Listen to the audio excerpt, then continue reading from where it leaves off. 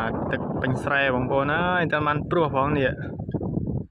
ដល់ហើយនេះទឹកពេញស្រែតែម្ដងប្រហែលជាត្រូវតាមពូជព្រោះហើយមកតោនេះធ្វើម៉េចទេស្រូវវស្សាផងខែនេះខែទៅចុងខែ5ជិតចូលខែ6ហើយនេះទី29មើលទៅប្រហែលជាត្រាំពូជព្រោះហើយបងប្អូនធ្វើម៉េចទេដឹងបើខាងនេះព្រោះរួចហើយខាងនេះព្រោះរួចភ្លៀងបដ ாய் តែសូមមានទឹកប៉ុន្មាននេះដោយសារថាចាប់បលាយខាងនោះមានទឹកច្រើនតែខាងស្រែខាងខ្ញុំនេះដល់ហើយទឹកចេះតិចនេះបាក់វាភ្លៀងរាល់ថ្ងៃតែម្ដងអញ្ចឹងទៅទឹកវាលក្ខណៈថាវាបាត់នេះហើយមើលខាងនោះវិញមកទាំងព្រោះផងបងប្អូនស្រូវវស្សាផងប្រហែលជាដាក់កប់ត្រាំពូជព្រោះហើយ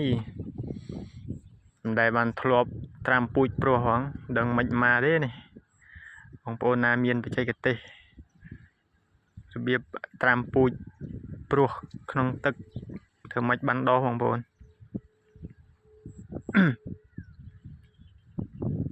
ដល់នេះចេញពីធ្វើការមើលឆ្នាំនេះព្រោះអត់ទាន់បងប្អូនថាព្រោះខែ6ចូលខែ6ព្រោះមែនហើយវាភ្លៀងមុនភ្លៀងតាំងពីដើមខែ5មកបើសិនជាបានព្រោះពីពាក់កណ្ដាលខែ5ក៏បានដែរដល់ពាក់កណ្ដាលខែ5ឡើងមកវាចាប់ផ្ដើមភ្លៀងចាប់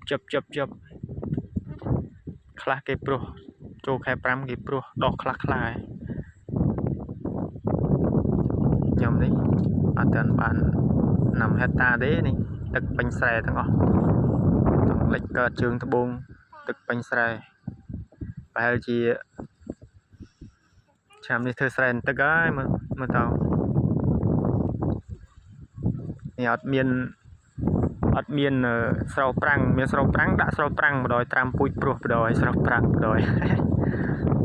តាមដល់ពេលខែសរោដាក់ម្ដងទៀត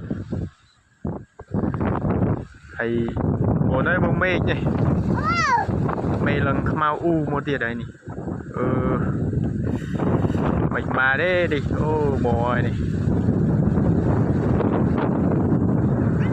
ខ្យល់ពេញធឹងបងប្អូន